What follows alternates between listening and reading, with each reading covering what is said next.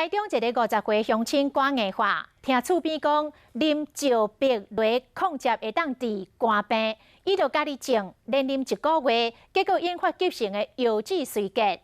医师讲有真侪乡亲会误信偏方来啉草药，像这个五药金英，像这个腊八花、洋金花，都有真侪人爱用来治肝病。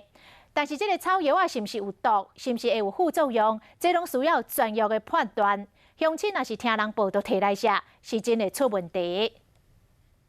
草药有真侪种，若无了解药性，千万唔通听信偏方胡白食。可告诉他说你的肾脏有问题。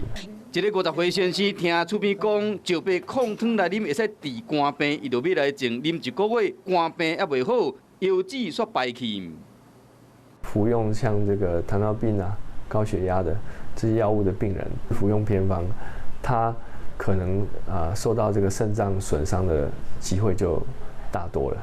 医生讲，其他几种草药嘛唔通食。五爪金英这个药物它是肝脏急性发炎用的。那在急性期，它这个消炎的效果不错。可是当你急性期过后，你再一直吃，事实上会造成肝的一个衰竭。五药金英也就是金花菊有毒，若长期你食会致使肝癌。也有这个腊八花，就是洋金花，叶啊甲花拢有毒，食了后目睭人会放大，吞物件真困难，产生幻觉较严重的会麻痹。